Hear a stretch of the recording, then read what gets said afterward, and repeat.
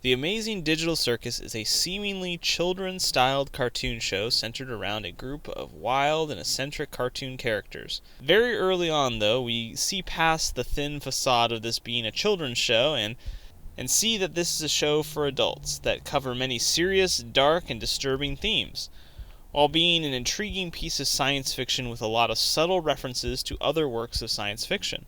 And since the series is still being created, we'll just analyze the first episode because it is very poignant and I think a very well self-contained story and has a lot to discuss.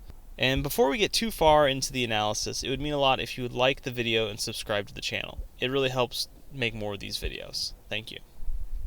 We are introduced to the world of the Amazing Digital Circus by Kane, who we find out to not just be the ringleader, but the AI that has constructed the play world for all the other members of the Amazing Digital Circus to participate in. The other members of the circus are humans that have somehow ended up on this digital reality.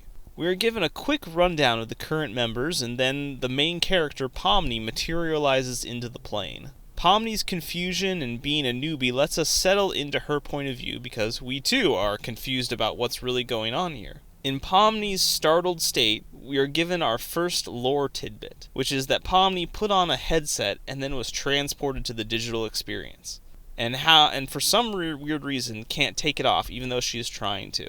So we know the humans are in some sort of Matrix-style simulacrum, just it's cartoony. This concept from the Amazing Digital Circus to the Matrix originates from a concept from the philosopher Plato, aptly called Plato's Cave. The concept was to create a fake reality for the captives inside of a cave by chaining them to it, and so that they can't escape, and then have people behind them creating shadows on the wall in front of them. That would be their only form of reality, and so that's all they would know. It would be like the real world, and someone would have complete control over it.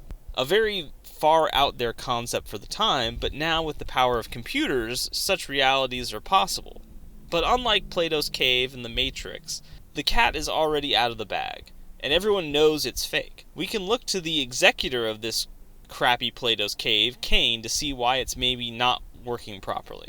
Kane is inherently a harebrained character, but that translates to his control over what seems to be his own reality. Kane can't seamlessly transition people into his cave. Also, it seems that Kane still has some work to do on his reality. It is very easy for characters to wander off into the void, which is basically blank canvas that he hasn't filled in yet. And this blankness causes existential dread for the participants. Kane also doesn't seem to be that all-powerful of an AI that is often portrayed in science fiction. He has limits and is far from perfect, making him an interesting character. While Kane is not only doing the spinning plates routine of crafting the world for the other characters and creating adventures for them, the characters in the circus are also in precarious situations. If their mental states deteriorate too far, they become abstracted and turn into strange, violent creatures that Kane needs to banish into an abyss. This creates a subplot and theme around mental health for the story, and its importance in surviving day-to-day life. As Pomni is escaping the abstracted Kaufmo, she tries to escape using the exit door. But this just takes Pomni through a series of offices, hallways, and supply closets. Basically the back rooms of Kane's reality. Probably a reference to Backrooms, but also a reference to a game, Stanley's Parable. A game that uses the metaphor of the illusion of choice to tell its story, and we see this futility as Pomni ends up in the void.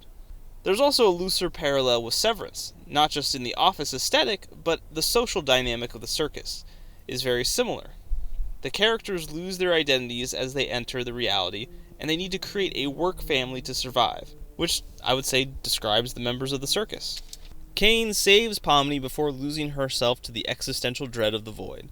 The adventure in the first episode ends with Pomni coming to terms with the horror that she isn't going to escape the circus, and that she is trapped here for eternity, since they are basically immortal beings who don't even need to sleep or eat. Pomni, learning of the new eternity she is trapped in, reveals the Amazing Circus's biggest influence. The sci-fi short story, I Have No Mouth, and I Must Scream, which centers itself around an AI that has destroyed the world and keeps alive indefinitely the final 5 humans so it can torture them. Pomni and the others find themselves in a similar situation, just a lot cheerier and goofy, but it's still torture in a lot of ways. I think this gives us a hint to how the Amazing Digital Circus will conclude. In I Have No Mouth and I Must Scream, the humans realize that the only escape from their torture is to die. So I think we can assume Pomni will probably escape through abstracting herself. I think the concept of abstracting also adds an interesting Buddhist wrinkle to escaping an eternity of torture. Buddhism sees life and the samsara process of reincarnation to be suffering, and that only by transcending your ego can you really reach nirvana.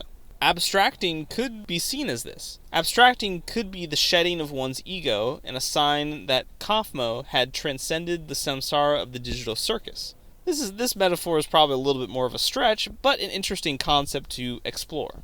And I have to say, I look forward to seeing how this story is resolved and if Pomni can ever leave the digital circus. For me, the first episode of The Amazing Digital Circus is a B. A solid piece of sci-fi writing turned on its head in a zany way.